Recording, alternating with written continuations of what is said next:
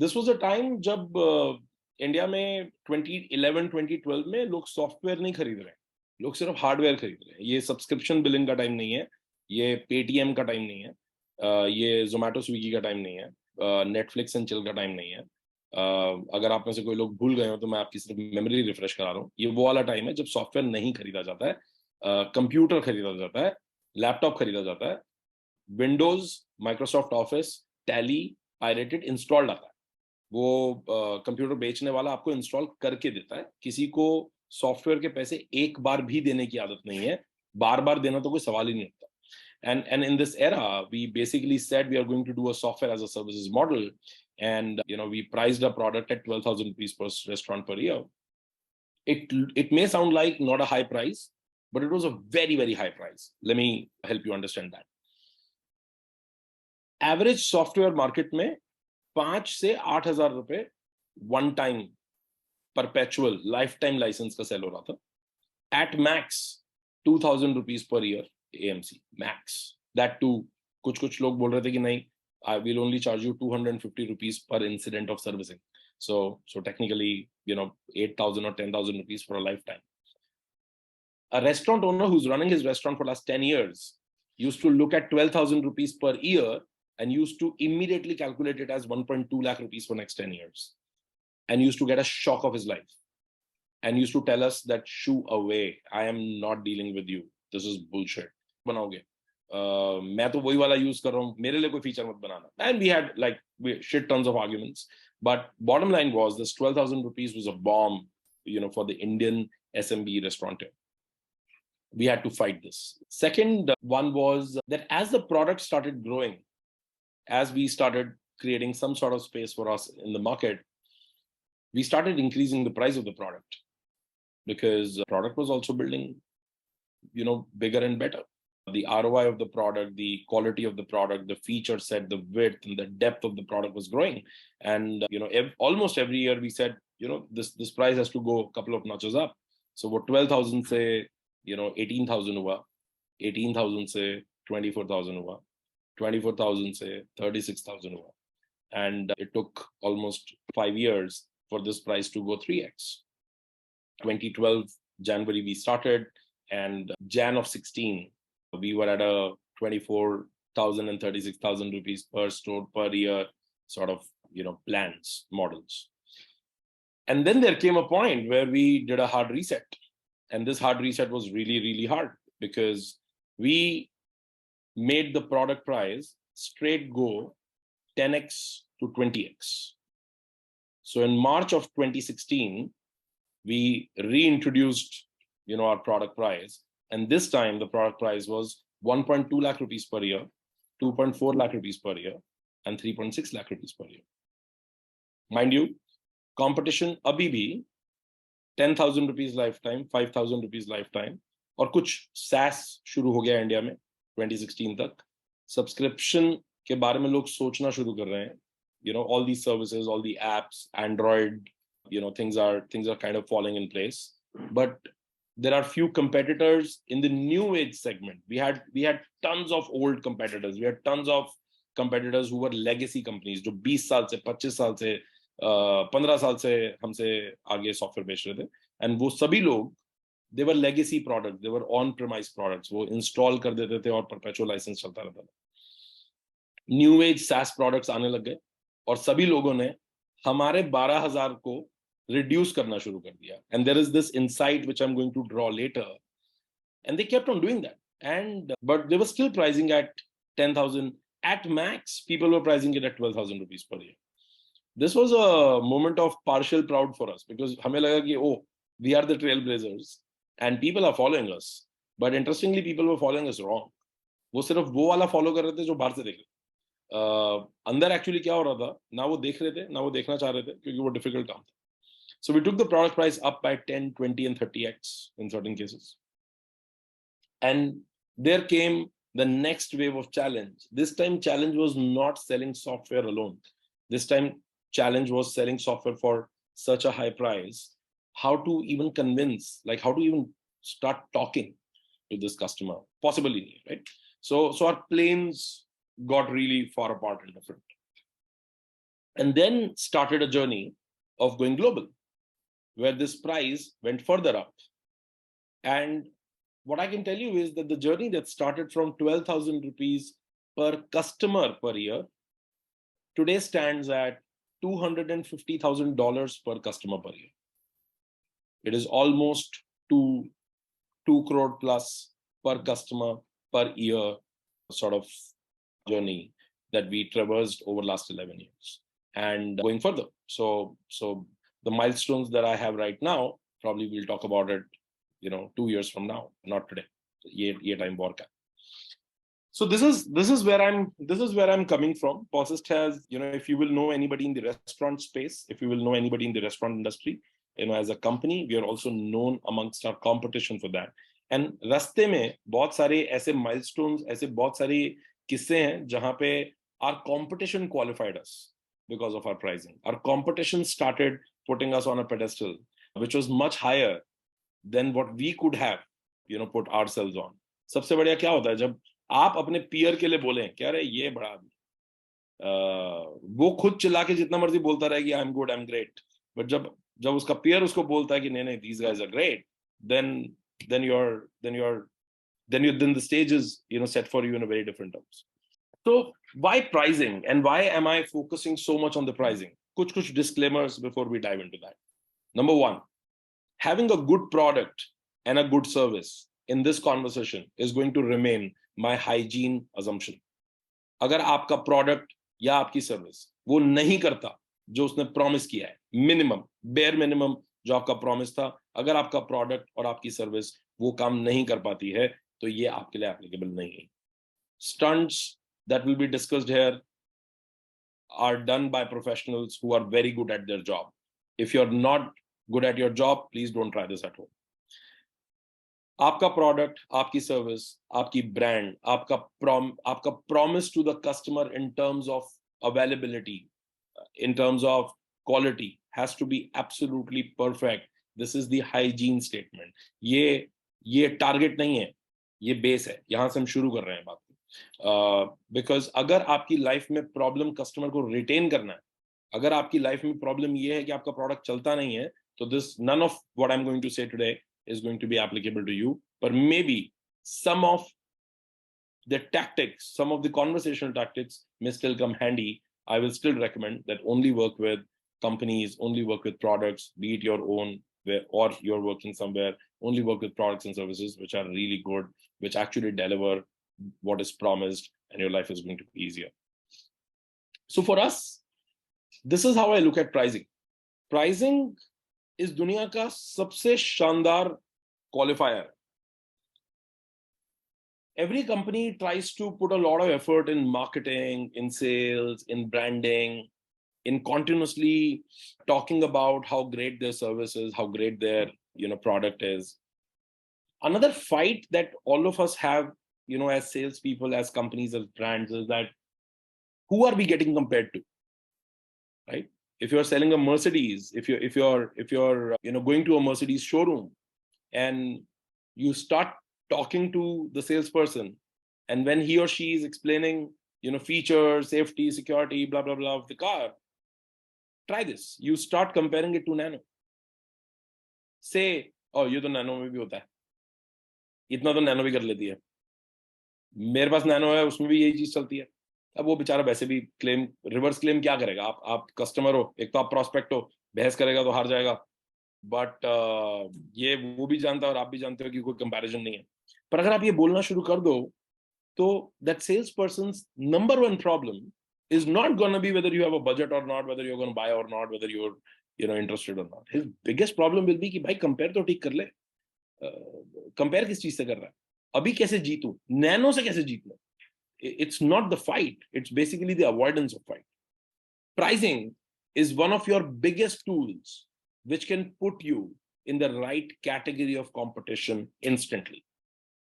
Whoever you want to get compared to, your first step is to get a price which is equivalent and, as you will follow this conversation, probably higher than them. But equivalent is the minimum thing. Once you do that, you start getting compared to that. For reference, why I'm saying this, whenever I hear entrepreneurs, a lot of entrepreneurs come to me, talking about GTM, advice on sales and marketing, etc. And whenever I hear, I generally ask them this one question: who's the best in your category? Which company sells the best product? And they will name that company. So, okay, how do you compare to them? Oh, we are better than them. So, okay, fair. How are you priced against them? And immediately comes the answer: oh, we do 1/10 price than them. जिस चीज का McKenzie और जिस चीज का oracle और Accenture $2 million ले रहा है, हम तो $50,000 में कर देते हैं. And my next question generally is why. अगर किसी चीज का बजट कस्टमर का $2 million था, तो तू 50,000 क्यों लेके आया? ये तो काफी काउंटर इंट्यूटिव हुआ ना. अगर तेरे को कम ही लेना है तो 1.9 million ले ले. When you are saying the product is as good and you are ready to discount, then probably you can give $100,000 discount. Why are you giving $1.95 million discount? It doesn't make sense. So, and then they will say that most of the deals I don't get because these buggers are not even inviting me. उन्होंने ऊपर से Accenture को दे दिया. अरे, because आपका price खराब था. Because जब आपकी कोटेशन गई तो बायर डर गया. उसने बोला $50,000 में क्या देगा.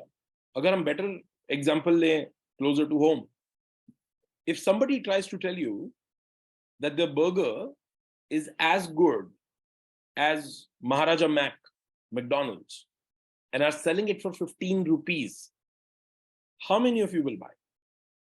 There is this absolute no, right? See, you don't need to even think. You know why? दिमाग में क्या क्या आ रहा है? दिमाग में आ रहा है कि ये चिकन तो नहीं हो सकता 15 रुपए में.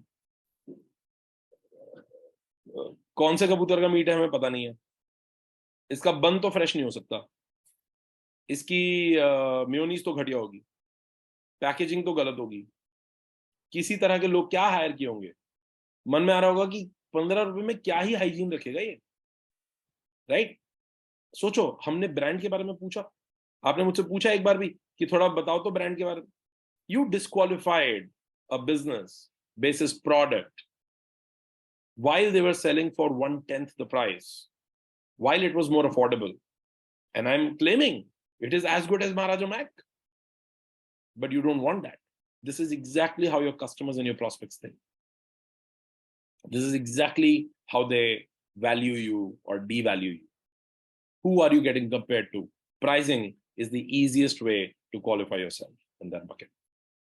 Second,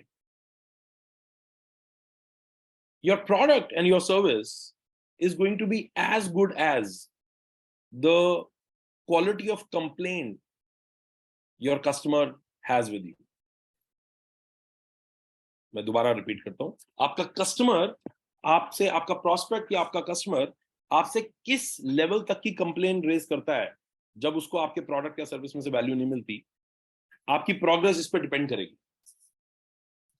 कैसे? हम सब बहुत सारी सर्विसेज यूज करते हैं अपनी लाइफ में रोज, राइट? हर तरह की. आपने एसी में एक ब्रांड सुनी आपने, डाइकिन. अगर आपने डाइकिन का एसी लगवाया और वो एसी आपने ऑलमोस्ट मार्केट से 2 गुना महंगा खरीदा ब्रांड से, और उसमें प्रॉब्लम आएगी जहां पे डाइकिन ने बोला हुआ है कि 5-star rating, this and that, we are the best ACs in the world. अगर उसमें कुछ प्रॉब्लम आएगी तो आप डाइकिन को कंप्लेन नहीं करेंगे, आप फट जाएंगे.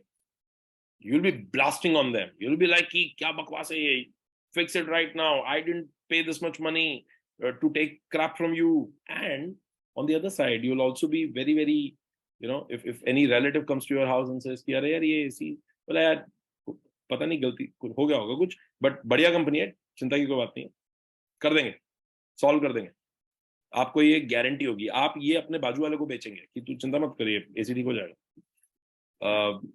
अब सोचिए कि आपने 1 लाख रुपए की प्राइस वाला एसी 18,000 रुपए में असेंबल कराया. अब वो एसी तीसरी बार खराब हुआ, there is a very very very very high chance कि आपके आजू बाजू वाले और आप खुद क्या बोलेंगे कि छोड़ना यार, इसे क्या कंप्लेन करनी, तो एसी बदल दे। आपको मालूम है इधर क्या हुआ? आपने कंप्लेन ही नहीं करी।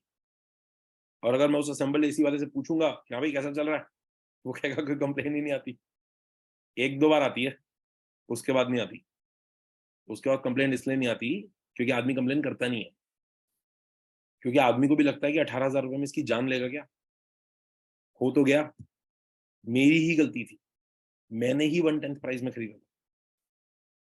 एक लिमिट से ज्यादा इससे कंप्लेन करना भी बेवकूफी है, क्योंकि आप खुद भी कैलकुलेट करोगे कि इसका लड़का 3 बार आ चुका है सही करने के लिए, 3,000 रुपए तो इसके सर्विस में लग चुके, 2 बार और आएगा तो ये तो घर से पैसे देने लग जाएगा मेरे को।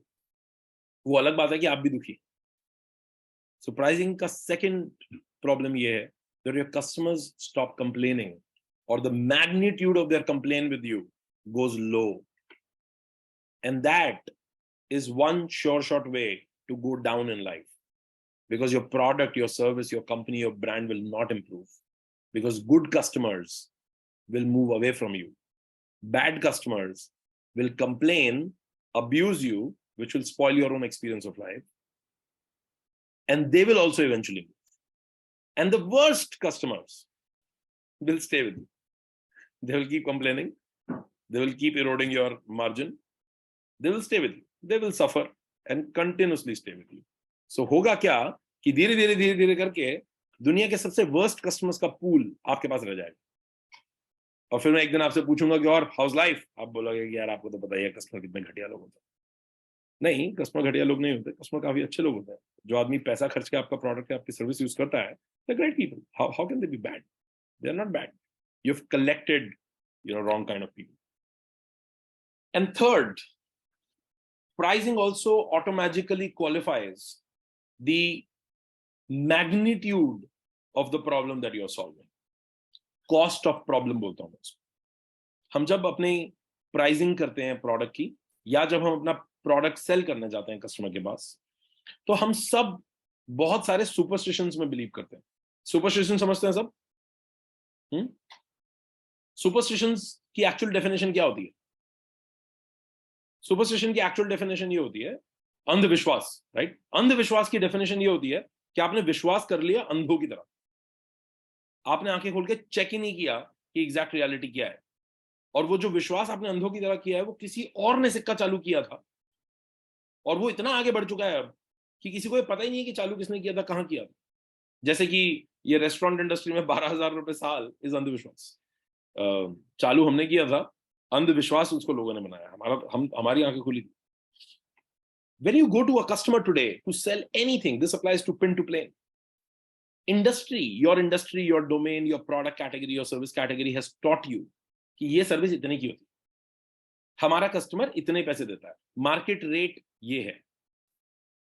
मार्केट रेट अंधविश्वास होता है, मार्केट रेट नाम की कोई चीज नहीं होती दुनिया में। कॉस्ट ऑफ प्रॉब्लम होती है। I'll give you an example. आप सब अलग अलग शहरों में हैं, I'm assuming, but right, for example, Delhi में you get a decent driver for 20-25K. I'm assuming कि अगर आप और छोटे शहर में हैं तो ये 12 से 15 की रेंज से नीचे तो शायद नहीं जाता होगा, क्योंकि at the end of the day driving skill चाहिए। अगर मैं आपको बोलूं कि सलमान खान का ड्राइवर 2 लाख रुपए महीना लेता है, तो you all will agree, right? ऐसा खराब तो नहीं लग रहा है ना? ऐसा तो नहीं लग रहा कि नहीं ऐसा हो ही नहीं सकता है, पॉसिबल ही नहीं। आप में से कोई भी ऐसा नहीं सोचेगा कि पॉसिबल नहीं। बट क्या है, सलमान की गाड़ी उड़ाता है क्या? वो रोड पे तो चलाता है। एक्चुअली गाड़ी और सलमान गलत एग्जांपल है, मैं सोच रहा था अभी, but anyway will ignore that the way law ignored it. But नहीं है ना, वो सेम रोड पे गाड़ी चलाता है, वो गाड़ी ही चलाता है। I'll give you a more practical example and we'll come to this. अगर आपका ड्राइवर आपकी मारुति वैगनर चलाता है तो आप उसे 15,000 रुपए की सैलरी देते हैं। अब सपोज मैं बोलूं कि जी आपका नेबर अभी अभी एक ब्रांड न्यू मर्सिडीज या BMW लेके आया है और उसने 28,000 रुपए का ड्राइवर रखा है, हम मान लेंगे? कोई तकलीफ तो नहीं है मानने में? क्यों? हम उसका क्या आर्ग्यूमेंट देंगे? Listen to yourself. हमारा आर्ग्यूमेंट क्या होगा? अबे 80 लाख की तो गाड़ी है, 28,000 ड्राइवर को नहीं देगा तो कैसे चलेगा? ठोक दिया तो उसको ड्राइवर वैसा वाला चाहिए जो बिल्कुल ठोके ना, है ना? पर मार्केट रेट का क्या हुआ यार? वो जो तुम वो जो तुम अपने ड्राइवर को 500-500 रुपए के लिए पेल रहे हो मार्केट रेट बता बता के, अब क्या हुआ मार्केट रेट का? मार्केट रेट कहां चला गया? क्योंकि हम सबको सबकॉन्शियसली कॉस्ट ऑफ प्रॉब्लम समझ आती है। हमको समझ आता है कि भाई मेरी ना गाड़ी ही 5 लाख रुपए की, ठीक है, और मेरे को सिर्फ आना जाना होता है, और ऐसा कोई तकलीफ नहीं, मैं खुद चला लूं, पर मेरी कॉस्ट ऑफ प्रॉब्लम छोटी है। बाजू वाले की कॉस्ट ऑफ प्रॉब्लम समझ आती है एकदम से, इमीडिएटली लॉजिक समझ आता है कि यार गाड़ी 80 लाख रुपए ठुक गई ना, तो वैगनार तो रिपेयर में बिक जाएगी और शायद फिर भी ऊपर से देना पड़ेगा, राइट? सलमान खान की प्रॉब्लम और भी समझ आती है। सलमान खान 1,000 करोड़ का आदमी, अगर गाड़ी ठुकी तो प्रॉब्लम हेडलाइट नहीं है, प्रॉब्लम सलमान खान। बिल्कुल नहीं ठुकनी चाहिए, और गाड़ी में सीक्रेटिव रहना चाहिए सब कुछ, ट्रस्टवर्दी आदमी होना चाहिए, पूरा दिन बात करेगा, वरना सब न्यूज में सब जाएगा, राइट? अंबानी के ड्राइवर को और पैसा मिलता होगा, ये हम सबको समझ आता है, राइट? तो अगर मैं ड्राइवर होता तो मैं आपको बता रहा हूं, मैं ट्राई करता कि कम से कम अंबानी की गाड़ी चला। जब गाड़ी ही चलानी है और अच्छी चलानी है, कम से कम ठीक आदमी की चला ले यार, राइट? क्योंकि बेवकूफ लोगों को लगता है कि मुझे ड्राइविंग के पैसे मिले, पर असलियत में अच्छा सेल्स पर्सन, अच्छी ब्रांड, अच्छा प्रोडक्ट ये बात समझता है कि मुझे पैसा इस बात का मिलेगा कि मैं जिसकी प्रॉब्लम सॉल्व कर रहा हूं उसकी प्रॉब्लम कितनी बड़ी है और उसका कॉस्ट कितना बड़ा है। अगर आप गरीब, आपने एक कहावत सुनी होगी कि अगर आपके पिताजी गरीब थे तो इसमें आपकी कोई गलती नहीं है, तो अगर आपके ससुर गरीब है तो इसमें सारी गलती आपकी। Applies to both genders. तो मेरा सेल्स का एक्सपीरियंस ये कहता है कि अगर आपकी कंपनी गरीब है इसमें आपकी कोई गलती, पर अगर आपका कस्टमर गरीब है तो इसमें सारी गलती आपकी है, क्योंकि वो आप चॉइस कर सकते हैं। अगर आपके कस्टमर की कॉस्ट ऑफ प्रॉब्लम ही इतनी कम है, अगर स्टेक्स ही इतने नीचे चल रहे हैं कि फर्क ही नहीं पड़ता कि आपका प्रोडक्ट, आपकी सर्विस परफॉर्म करे ना करे, तो आप हमेशा उस चर्न साइकिल में फंसे रहेंगे। वो आपको दिखाता रहेगा बाजू वाला सस्ता दे रहा है, बाजू वाला हाफ रेट में दे रहा है, वो तो buy one get one free दे रहा है, and you will keep fighting that shit. There is no point fighting it, you can not win that. एट पॉसिस्ट मेरा वो जो 12,000 रुपए वाला कस्टमर था, जो 12,000 नहीं दे रहा था, वो रेस्टोरेंट ओनर था जो कह रहा था कि भाई साहब ऐसा है, अब हम एक सॉफ्टवेयर बेचते हुए क्या पिच कर सकते हैं, what can I pitch? Technology है, उसका रेस्टोरेंट तो पहले भी चलता है, मेरा सॉफ्टवेयर खाना भी नहीं बनाता है, कस्टमर भी नहीं लगता है, सॉफ्टवेयर कुछ नहीं करता, सॉफ्टवेयर सिर्फ स्ट्रक बिजनेस में एफिशिएंसी क्रिएट करता है। एफिशिएंसी की जरूरत क्या है? एफिशिएंसी से क्या बचता है? टाइम। अगर आप सभी की जिंदगी से मैं अभी सारी की सारी टेक्नोलॉजी निकाल दूं इसी मोमेंट, आपका कुछ भी नहीं बिगड़ेगा, आपका सिर्फ टाइम खराब हो। ये कॉन्वर्सेशन करने के लिए दिल्ली आना पड़ेगा, अपनी बात कहने के लिए दूसरी जगह जाना पड़ेगा, बेसिक बेसिक चीजें से लेकर टॉप मोस्ट चीजें, आपका सिर्फ समय खराब है। इसी वजह से हिंदुस्तान के टियर 10 टाउन में बैठे हुए आदमी में और आप में सिर्फ बस इतना ही फर्क है, उसका टाइम ज्यादा खराब होता है क्योंकि टाइम ज्यादा है, आपके पास पैसे उससे ज्यादा है, तो आप टाइम बचाने की कोशिश करते हो। तो आपका कस्टमर, अगर आप specially, and this applies to people who are in technology business, efficiency business, I am assuming that everybody in some or the other form is always selling efficiency.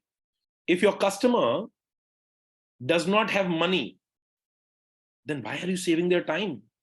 गरीबों को टेक्नोलॉजी की जरूरत नहीं है, दुआओं की जरूरत। एंड व्हेन आई से गरीब, I mean people who can not give you money for that time. वो एक स्टैंड अप कॉमेडियन है, उसने हास्य कवि है, उसने बोला कि जी वो हरियाणा हरियाणा की बात करता है वो, तो मैं उसी की बात रिपीट कर रहा हूँ। उसने बोला जी हरियाणा में आदमी इतना खाली है कि एक बार एक ताऊ ने रिक्शा वाले को बोला क्या भाई खाली है? रिक्शा वाला बोला हाँ जी जनाब। बोला आप फिर लूडो खेले। पॉइंट इज, जब हमने when we started selling this software to Delhi restaurateur, I'll narrate an incident. There is this bakery, very, very popular bakery in Delhi. One of my sales guys sold this product, 12,000 rupees for the year. And 2 days after, we got a call, and a very heated call from the owner saying, please return my money, please take your software away. I don't need it. It was a mistake. And we thought it is our fault, product is faulty, something is wrong. Our sales guy rushed, to the place. I also told him, don't worry, make me talk to them. I want to understand what's the problem. When I had a chat with this guy, he said, "Bhai sahab, हाथ जोड़ के माफी. I'm very very sorry. मेरा बेटा बेवकूफ है.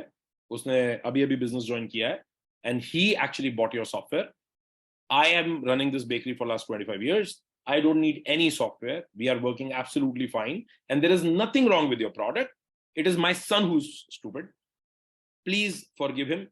Deduct whatever small money you want for services, and please return." I was like, okay, this is crazy. Then I said, okay, my salesmanship started, and I thought I'll convince uncle, to do something. And I said, uncle, but you know what? If you use this software, we'll return your money. Don't worry. But use this software, you will actually feel good. Your business will be more efficient. And he said, okay, prove to me.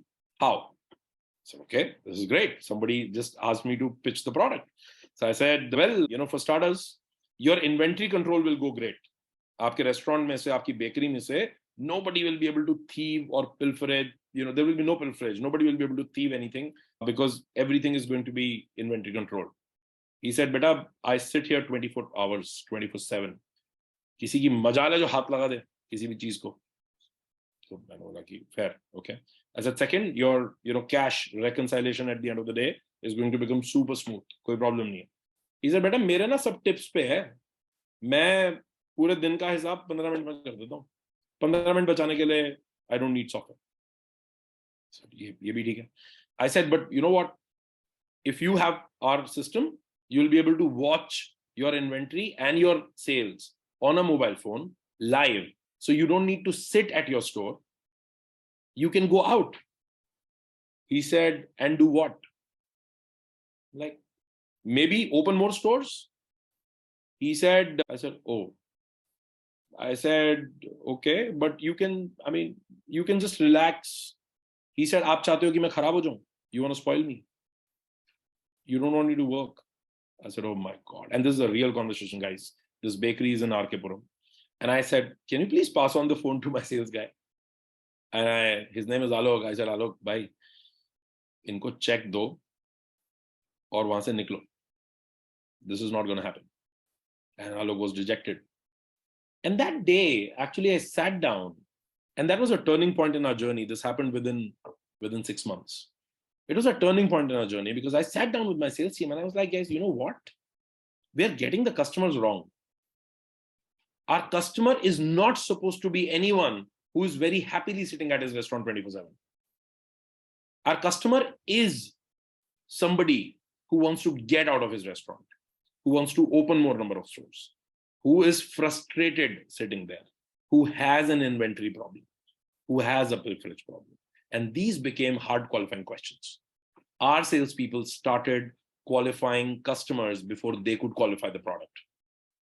Our entire sales approach became such where our salespeople used to throw 100 questions at the customer right at the start, at the prospect. Even before prospect could understand कि ये product उसके काम का है या नहीं है, मुझे वो सभी, आपको वो सब कॉल आते हैं ना बैंक से, हेलो सर लोन चाहिए क्या? पता है मेरी उसमें से फेवरेट कॉल्स कौन सी होती हैं? जिसमें मैं जैसे नो बोलता हूं वो नो का ओ भी पूरा नहीं होता और टू आवाज आती, कटैक. तो मेरे को लगता है कि वाओ, सामने वाले को मेरे साथ जल्दी थी, उसके बाद टाइम नहीं है. उसने मेरे को सीधा बोला, सर पर्सनल चाहिए क्या? मैंने बोला कटैक. Said, yeah, this is the spirit. And I actually told my sales team, I said, you know what? You need to run faster away from that prospect who has no to any of these answers, any of these questions, because we don't want to waste time. Our first 3 years, customers, who were they? Mostly new age restaurateurs. I used to call them, especially second generation, third generation. I used to call them the people who are trying to replace Papa with POS, who basically were trying to get rid of their dad sitting on the cash till and saying, I need life, I need to grow this business. As we grew, the journey that I told you, 12,000 rupees, how did it become 24,000? Inventory control from POS became 24,000. How did it go to 1.2 lakh? Because one day we realized that the cost of the problem is lower for standalone restaurants. So one day I was sitting with a bar owner and I asked him, I said, what's your sale? He said almost 1.5 crore a month, 5 lakh rupees a day. Okay. 18 crore rupees per year. Yes. I said, do you think that you have a lot of theft happening at the restaurant? आप लोगों ने सबने वो देखा है placards which says if you don't get the bill, your food is free.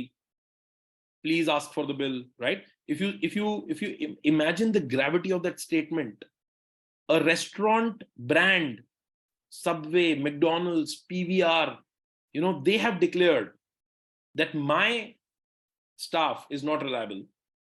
As a customer, can you be vigilant on my behalf? क्या आप मेरे behalf पे मेरे बिजनेस का ध्यान रख सकते हैं क्योंकि मेरा कैशियर चोर हो सकता है?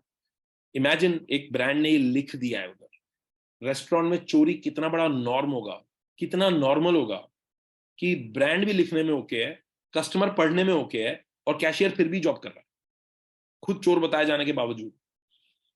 आई asked that bar guy, I said according to you कितनी चोरी होती होगी? ही सेड होती है।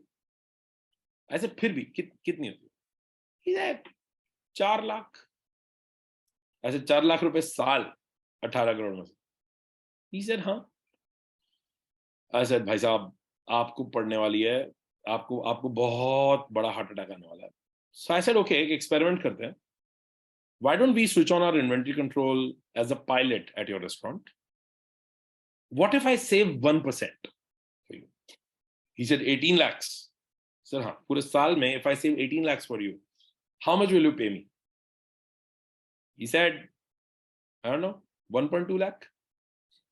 That's where that price 10x. So I said, fair, good challenge. Let us try this. So we implemented our product for a month in the restaurant, switched on our inventory control, kept on watching all the reports at the back end. Abhi bhi automated nahi tha. You know how much theft happened in month 1? Out of 1.5 crore of sale, month 1 theft was 4 lakh. That translates to 48 lakh in a year. हम वापस गए उनके पास, हमने बोला साहब बैठ जाइए और इनके लिए पानी लाइए क्योंकि इनको जोर का झटका लगने वाला है। And we showed then the entire thing. And हमने बोला कि आप एक काम करिए, this year we give you in return that we are going to add at least 24 lakh rupees to your bottom line without any increment in sales. या आप ही का पैसा है, आप ही के सिस्टम में है, हम ऐड करवा देंगे, but we are going to charge you 2.4 lakh rupees per year. He said deal. We said deal. And that day we basically reverse calculated this and हमने बोला कि अगर if your restaurant is doing less than 50 lakh rupees a month sale, you are not our customer. Because if you are making less than 6 crore per year of revenue, that means you are taking home less than 1 crore per year. That means there is no amount of problem that I can solve for you where you can pay me 1 lakh rupees, right? And most of the restaurants in the market make 10 to 25,000 rupees per day, just for the reference of understanding, right? एक average restaurant जो आप देखते हैं अपने आसपास वो 10 से 25,000 rupees per day करता है, which translates to barely 60 to 80 lakhs per year.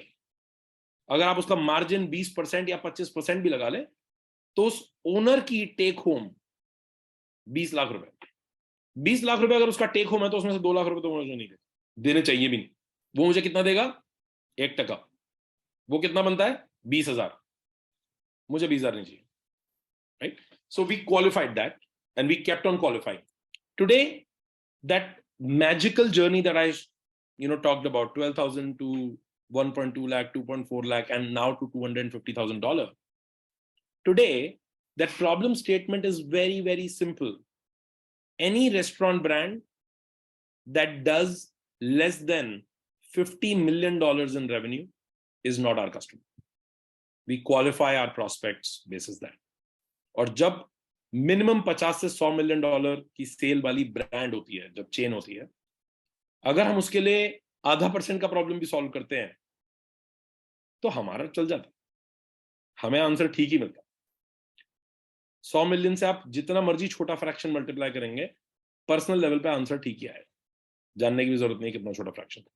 As a salesperson, as a brand, as a startup, as a company, if you are fighting on price, if you're fighting competition, अगर आपने notice किया हो इस पूरी conversation में, I did not talk about competition at all. Did we? Did we talk about undercutting competition, overpricing, this and nothing, right? Because fact is that if as a salesperson, if as an entrepreneur, if as a brand, you are focused on the cost of the problem that your customer or your prospect has, you are very clear about exactly solving for that cost of problem, and you're taking away a part of that saving, you don't have competition. Competition does not actually exist. And अगर आप competition से fight कर रहे हैं price के लिए, तो आप ऑलरेडी गेम लूज कर रहे हैं. कंपटीशन को बीट करने का तरीका लव और हेट नहीं है, इनडिफरेंस है.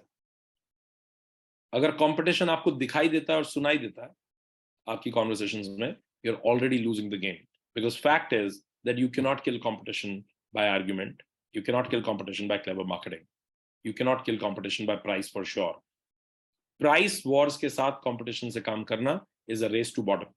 वो 100 कमा रहा था, वो दुखी था, आपने 80 कर दिया, अब आप और दुखी हैं. उसने 60 कर दिया, वो महादुखी है. आपने 50 कर दिया, अब आप दोनों दुखी हैं. धीरे धीरे करके both companies will implode and somebody else will come and raise the price to 120. This is the cycle which keeps happening in the market again and again and again and again. And then there are companies which always operate at a certain level. They maintain that level. They don't care about anything. They continue to compound it over next 10 years, 20 years, 30 years. And after a point, they become what normal market says, अरे भाई साहब वो तो brand है. वो brand इसलिए है because they maintained a certain level. They maintained a certain promise. They kept on delivering it. It is not a great promise. And ऐसा नहीं बोला ना कि हमने रेस्टोरेंट का 20% बचा दिया. बचा ही नहीं सकते. मैं ऐसा ऐसा क्या कर लेंगे हम कि उसका 20% बचा दें. वो समझदार आदमी है, उसने इतना बड़ा रेस्टोरेंट चला रहा है. He is not stupid. Right? We can only save 1%. अब वो 1% की कीमत क्या है वो हमें डिसाइड करना, वो हमें देखना.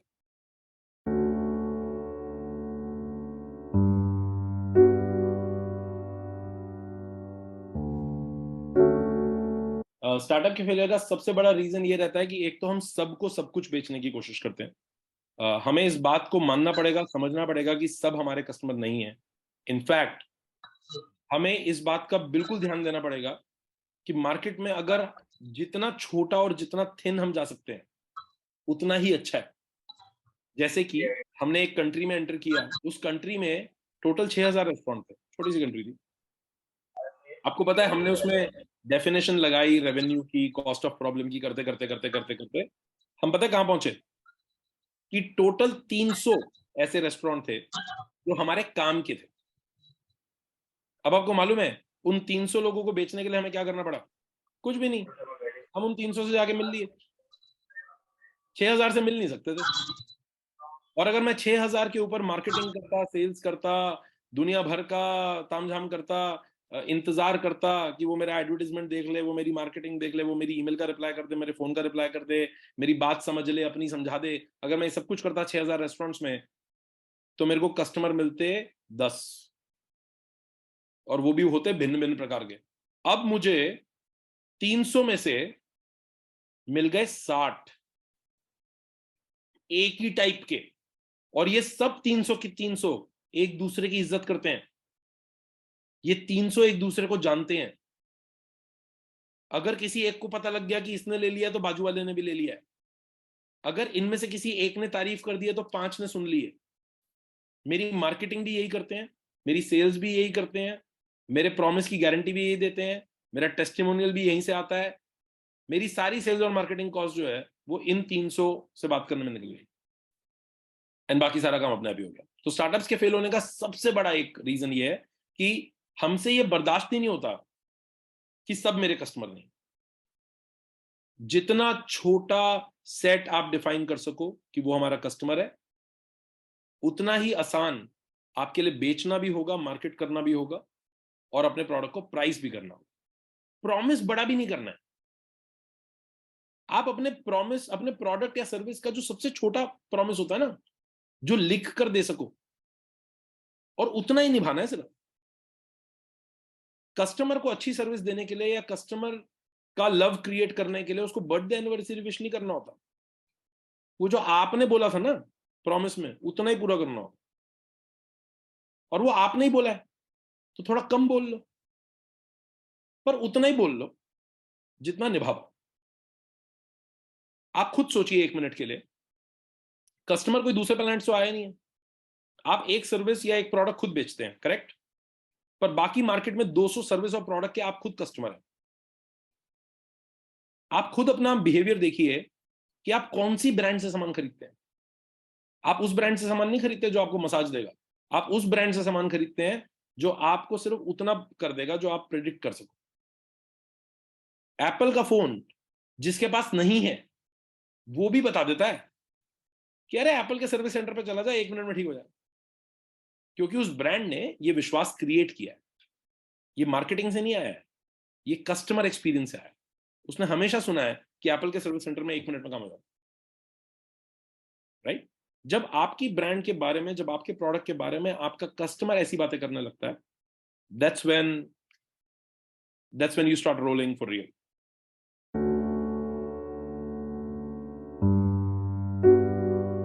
यार यहाँ पे एक सुपरस्टिशन है, उसको कहते हैं बजट।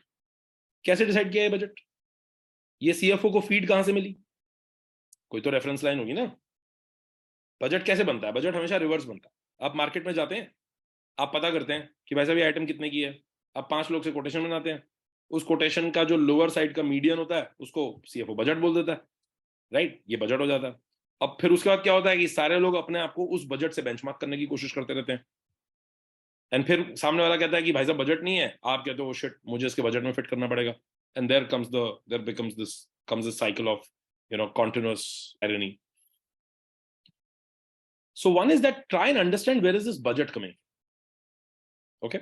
Because अगर आप ये थोड़ा सा डिग करेंगे कॉन्वर्सेशंस में कि बजट का बेंचमार्क क्या है, तो आप उनको सोचने पे मजबूर कर पाएंगे कि ये बजट मैंने कैसे बनाया। You will be surprised in these conversations. जब आप सीएफओ को या बायर को या एचआर को या जिससे भी आप बात कर रहे हैं, एडमिन को, जो भी आपका सेल्स बायर है, आप जब उससे बोलेंगे कि फेयर आपका ये बजट है, कैसे आया है बजट थोड़ा बताइए जरा, कंपनी ने डिसाइड किया, पर एम्प्लॉय कॉस्ट पे डिसाइड करते हो, रेवेन्यू, कंपनी बजट कैसे डिसाइड करती है, राइट?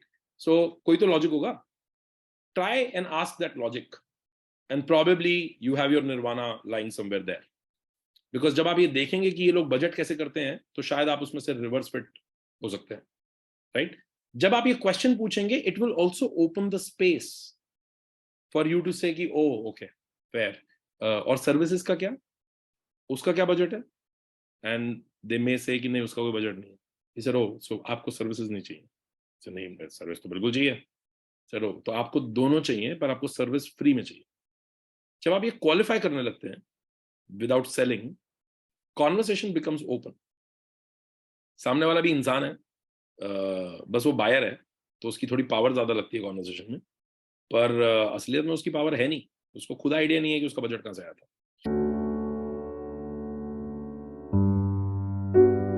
आपको ये जानने की जरूरत है कि आपका प्रोडक्ट असलियत में सॉल्व क्या करता है। हमारे प्रोडक्ट्स जो हमें लगता है कस्टमर के लिए सॉल्व कर रहे हैं और जो कस्टमर को लगता है कस्टमर के लिए सॉल्व कर रहे हैं, उनका आपस में कभी कोई रिश्ता नहीं होता। हमें लग रहा होता है कि हमारा कस्टमर ये प्रोडक्ट ऐसे यूज करता है। आपको अपने प्रोडक्ट को पता करना पड़ेगा कि मेरा प्रोडक्ट लोग खरीदते क्यों हैं। What are the top 3 things they get out of my product, not what you think, not what your marketing says, what they think, what they use it for, why do they use it, right? और इसका एक छोटा तरीका ये है कि go call your customer, ask them blunt questions कि क्यों यूज करते हो हमारा प्रोडक्ट, बाजू वाले को क्यों नहीं यूज करते, इवैल्यूएट करते हुए हम क्यों, why were we the fastest, why were we the best, how did we emerge the best? You'll be surprised the kind of answers you'll get, you'll be super surprised.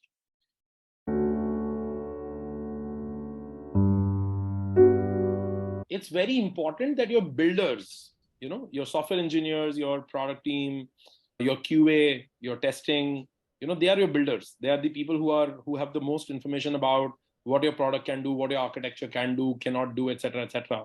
Business के बारे में बहुत understanding होनी चाहिए. And when I say business, I mean they should have very clear understanding of how this product is put to use by the customer in their business, right? In my case, I can tell you an average software engineer at Posist understands the business of restaurant very, very well. And we spend a lot of time in making sure that they understand it.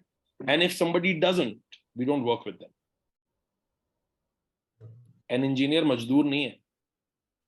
We have engineers, we don't have laborers. Where the site inspector is saying, please put this brick here, and labor is saying, okay, I will put this brick here. No, this guy needs to understand, why are we putting this brick like this? What is it going to happen? How is the customer going to use this product? So this is not a one-day achievement. It is a process, right? It is a cycle. It needs a lot of stubbornness in you to make sure that you only work with engineers who are also keen to understand what the use case is, what does the customer really want. So we make them participate in those discussions. We do customer roundtables. We make sure that those sessions are recorded. They're watched by the team. They also question it internally. And then only we go ahead and build it. We also ask a lot of questions to the customer. We also try to make sure that we dissuade the customer from asking those. And last, which actually ties back into the sales, I have one rule, and that rule I have from day one, and it gets followed even till today. We sell first, we build second. हमने कुछ ऐसे module थे जिसका architecture करके रख लिया, उसका JPEG बनाया, तब तो फिग्मा नहीं हुआ करता था, उसका जेपैग बनाया, उसका HTML काटा, हमने उस HTML का डेमो दिखाया एक साल तक, ये बोलकर कि ये वाला मॉड्यूल एग्जिस्ट करता है, और हम पैसे कलेक्ट करते रहे, पर वो मॉड्यूल डिफिकल्ट टू यूज था. कुछ ऐसे फीचर्स होते हैं ना जो customer wants but will not use, हाँ, क्योंकि खुद की कैपेबिलिटी भी नहीं है ना यूज करने की, नीड को क्रॉस नहीं कर रहा, तो हम पैसे कलेक्ट करते रहे. तो हमारे से एक दिन किसी ने पूछा कि यार ये मॉड्यूल तो बना हुआ नहीं है, हम पैसे कलेक्ट कर लेते हैं इसके एडिशनल ऑन टॉप ऑफ 5,000 रुपए एक्स्ट्रा. सर अगर किसी ने मांग लिया किसी दिन तो क्या करेंगे? मैंने बोला बना देंगे. ही सेड बट अगर टाइमली बना नहीं तो ऐसे तो रिफंड कर देंगे. ही सेड मतलब? मैंने बोला भाई एक बात बता, तेरी और मेरी लड़ाई कितने रुपए की है? जितने तूने मुझे दिए हैं. If I refund your money, where is the fight? So we actually ran that JPEG for a year because nobody called back. Everybody bought it. Nobody called back for that piece of module. One day, somebody called back. हमने बोला, here is the refund. And we are building it. And we built it. Right? That product category in itself today is a few $1 million revenue for us. Because that module was very important. The audience who we were dealing with had it in their want. वो पता module को मैं क्या बोलता हूं? Treadmill. घर में कभी ट्रेडमिल खरीदी है? कपड़े सूखते हैं उसके ऊपर, लेते सब है, चलाता कोई नहीं. तो अगर मैं ट्रेडमिल बेचने की बजाय ट्रेडमिल की फोटो दे देता तो भी बात तो एक ही रहती, तुमने कौन सी चलानी थी? So ask for money. Money is a great qualifier. See, when a customer or a prospect is telling you, make this feature like that, make this interface like that, do this workflow, take that dictation and then put a price to it. And trust me, put a small price to it. Just say, sir, will you pay 10,000 rupees advance for this? You'll be surprised how quickly that will go down. The guy will say, nahi chahiye, chhod do isko. And whoever pays is a great guy. Take that money, don't use that money, keep it for refund. Don't lose your reputation, right? Build it, test with him. Anywhere he gets angry, wear your refund on your sleeve. दुनिया में आपके किसी customer से आपकी refund से ऊपर लड़ाई हो ही नहीं सकती. अगर आप रिफंड करने को तैयार हो तो खून माफ है.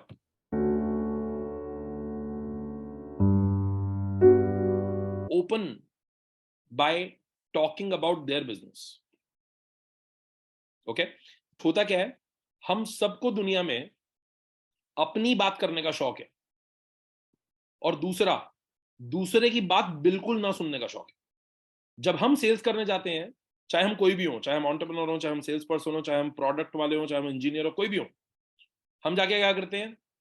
I am Ashish Tulsian, I run Posist runs 18,000 restaurant, क्या कर रहे हैं? उसको कोई इंटरेस्ट नहीं है तेरे में.